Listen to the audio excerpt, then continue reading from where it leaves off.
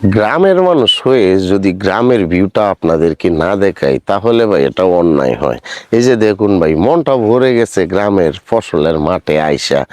এই তারিখে বাম্পার ফলন হয়েছে ভাই। এখন যদি আল্লাহর রহমতে কৃষক যদি এইগুলা গড়ে তুলতে পারে তাহলেই সেটাই হচ্ছে মানে চাওয়া আল্লাহ তালার কাছে।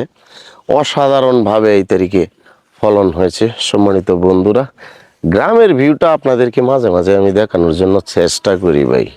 আপনাদের দেখলে ভালো লাগে, যারা যারা আপনারা শহরে এবং প্রবাসে থাকেন আর কি। অসাধারণ লাগে, ভালো লাগে। আমার কাছে প্রত্যেক দিন এই গ্রামটা ভাই নতুন লাগে। যত দেখি ভাই তৃষ্ণা মিটে না।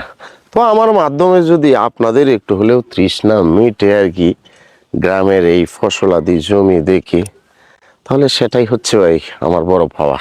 আমার কথা এটাই, আমার ভিডিও দেখে যদি আপনারা আনন্দ পান, যদি ভালো লাগে, সেটাই আমার প্রাপ্তি। আর কিছু চাই না ভাই। দোয়া রাখবেন আমার জন্য, অন্তর থেকে আপনাদের সকলের জন্য দোয়া রইল, শুভকামনা রইল।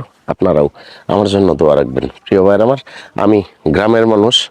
গ্রামের এই বিস্তৃত ফসলের মাঠে নিজেকে বারবার হারাই।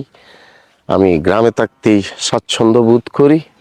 আমি এই গ্রামের এই কৃষি কাজগুলো করতে আমার অনেক বেশি ভালো লাগে। তার কারণ আমার যে পূর্বপুরুষ, আমার আব্বা, আমার দাদা, তারা এই কাজ করতো। আপনারা অনেকেই জানেন আমি একটা ছোটোখাটো ব্যবসা করি, প্রায় 18 বছর হয়েছে। কিন্তু আমি যখন এই ফসলাদি জমিতে কাজ করি তখন আমার ভেতর থেকে আমি বেশি একটা শান্তি পাই, তৃপ্তি পাই। সকলের জন্য দোয়া রইল। আজ এখানেই শেষ করলাম। ভিডিওটা কেমন লাগছে ভাই সকলেই ভুলে যাবেন। আর কৃষকদের জন্য দোয়া করবেন, যাতে করে তাদের এই পরিশ্রমটা সার্থক হয়। তারা যেন এই সোনার ফসল যেন তারা গড়ে তুলতে পারে। আসসালামু আলাইকুম।